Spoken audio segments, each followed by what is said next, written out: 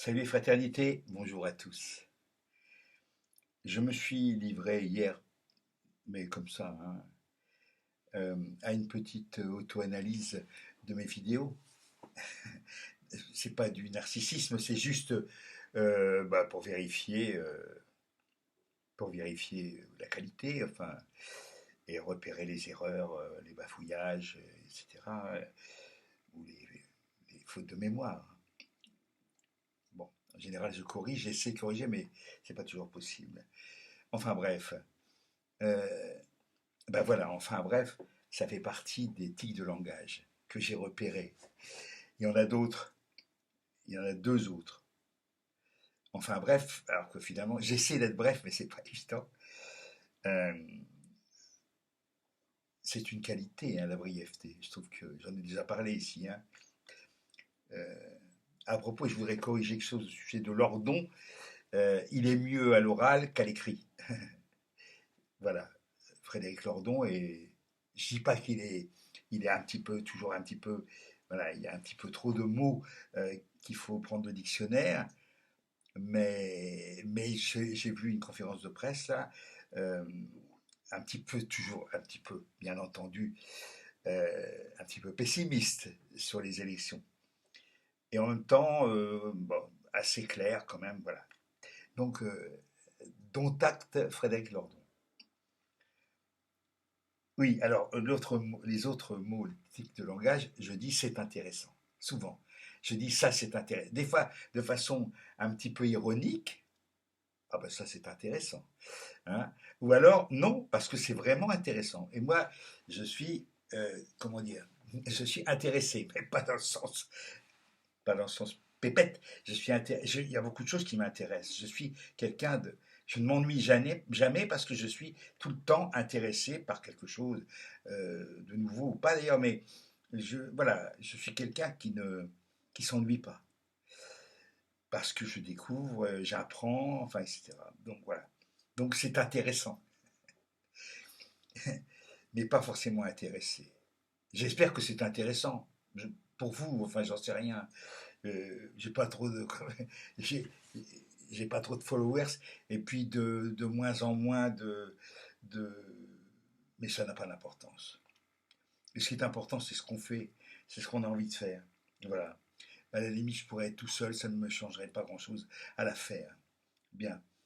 Euh, oui. Et puis, autre chose, je dis aussi parfois, c'est aussi simple que ça. Or, pour quelqu'un qui est un admirateur, un suiveur, un follower de Edgar Morin, qui a beaucoup écrit sur la complexité, qui parle beaucoup de la complexité, c'est étonnant de dire c'est aussi simple que ça. Mais je crois que je crois comme ça que c'est lié au fait que je suis un globaliste. Et que quand on voit les choses un peu globalement, quand on décortique pas comme ça, dans les profondeurs, ah, il y a toujours le même truc, quoi. Tout savoir sur un point, tout savoir sur très peu de choses. C'est les spécialistes. Tout savoir sur un minimum de choses. Voilà. Donc le réel est découpé en choses toutes petites et on peut tout savoir dessus. C'est un point de vue, c'est surtout un mode de fonctionnement cérébral. Et puis il y a essayer un petit peu le pari fou de Pic de la Mirandole, essayer de tout connaître de façon un petit peu encyclopédique, même si on survole. Je ne crois pas que ce soit un choix. C'est juste une question de formation du cerveau, euh, d'apprentissage, et puis aussi de comment nos neurones se posent dès la toute petite enfance. Euh, comment les connexions se font. Euh, J'ai dû dire sûrement ici que j'avais eu la chance d'avoir appris à lire très tôt, avec la méthode globale, tant décriée. La méthode globale, c'est une horreur, hein, voilà, j'en reviendrai là-dessus, mais, ou pas d'ailleurs, je m'en fous. Mais parce que l'école maternelle de la rue Fraisier à la plaine Saint-Denis, quand j'étais petit, je dis bien l'école maternelle, euh, commençait l'apprentissage de la lecture avec la méthode de Crowley. De Crolly est un pédagogue belge.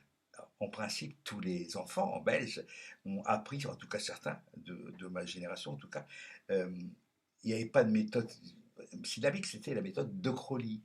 D'accord. Bon, bah, il faut voir hein, si les Belges sont plus dyslexiques que nous.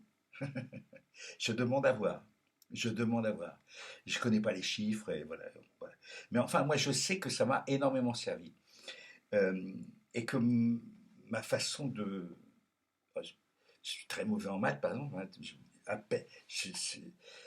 un, deux, beaucoup, après je déraille, quoi. Un, deux, beaucoup. C'est certaines peuplades ont ce mode de fonctionnement numérique. Un, 2, beaucoup. Donc un plus un égale 2. Un plus 2 égale beaucoup. Tout ça, c'est dans mon dictionnaire.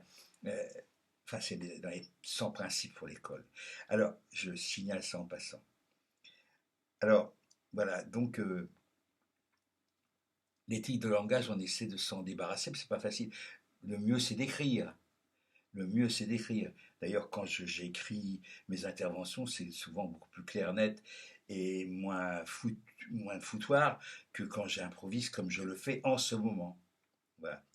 Mais, euh, mais il faut écrire, c'est long, c'est difficile. Et puis, il y a d'autres écritures, d'autres formes d'écriture. Et puis, j'ai de plus en plus de problèmes de vue. Donc, je dicte. C'est pas évident. Enfin, voilà. Euh, ah oui, ça c'est. Je viens de lire quelque chose de. Je viens de lire quelque chose qui n'est pas désespérant en soi. Euh, sur j'essaie de me faire de beaux souvenirs visuels. Parce que peut-être que je perdrai la vue totalement, c'est possible. Hein. Tout est possible. Hein. Donc j'essaie d'avoir un maximum de choses emmagasinées dans mon cerveau, euh, de façon à avoir des visions, voilà, pour quand je ne pourrai plus voir. Encore une fois, j'ai des lunettes. Euh, je les utilise pas parce qu'il y a des reflets, j'aime pas ça. Alors, qu'est-ce que je fais quand je lis un texte? Je grossis sur mon écran, je grossis au maximum, un petit peu comme les amblyopes. Mais bon, voilà. Allez, ici, il y a une ici, il y a une DMLA. Dans la semaine prochaine, je vais me faire une nouvelle fois une injection, faire une injection dans l'œil pour lutter contre la DMLA. Hein. Et de ce côté-là, j'ai un scrotum. Ce qui m'est arrivé, bouffe, d'un coup, une sorte d'AVC dans l'œil, sur la rétine, avec euh, le champ visuel en bas qui est diminué. C'est-à-dire que je ne vois pas dans le bas et un petit peu sur la droite. Sur la droite, c'est tout, je ne vois pas sur la droite. Enfin, ça fait partie des inconvénients de la vieillesse. Hein. Tant que là, ça va, ça va. Bon, j'essaie en tout cas.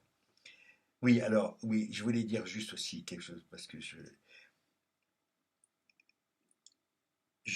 ne, je ne suis pas pessimiste en sachant, mais je suis un optimiste bien informé, y compris dans le fait que bien informé, ça veut dire que je suis conscient de ma finitude, je suis conscient que je vais mourir, je ne sais pas quand, mais je le sais, nous le savons tous.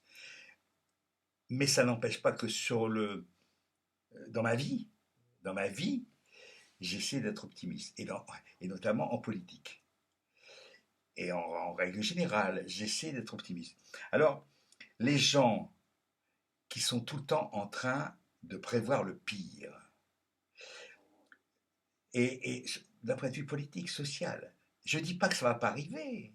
Hein. Il y a des gens qui dansaient, qui étaient pleins de confiance au début de l'année 1939. D'accord. Ça a mal tourné. Il y avait des gens qui étaient très désespérés le 13 juillet 1789. Hein. Bon, cela dit, le 15 juillet, ils étaient peut-être morts aussi. Hein. Enfin, vous voyez bien ce que je veux dire. Simplement, j'aimerais bien qu'on ne me pollue pas avec un pessimisme quasiment institutionnel. Ou alors je pose la question. À quoi ça sert de se battre, d'être à gauche? À quoi ça sert de se cultiver? Les gars, c'est très simple. Pouf, voilà, c'est réglé. L'affaire est réglée. Moi, un mec comme, comment il s'appelait, Sioran, le mec jusqu'à un âge avancé, il nous a fait chier avec un désespoir métaphysique. J'avais envie de lui dire à Sioran, que je ne lis pratiquement jamais, tu dégages, mon gars, tu te casses, tu arrêtes de nous faire chier. Si t'es désespéré, c'est pas obligé de nous désespérer, nous. Voilà. C'est simple, ça, non? Ben, c'est ça. C'est, voilà, c'est aussi simple que ça. Hein? C'est intéressant. Bon, allez, hasta la victoria. Hasta la victoria. Pas hasta la defeta. Hasta la merde. Merde. Putain. Alors, il faut que ce soit un vieux con comme moi qui dise oh, on y va, quoi. Merde. Putain. Secouez-vous, bordel de merde. Hasta la victoria.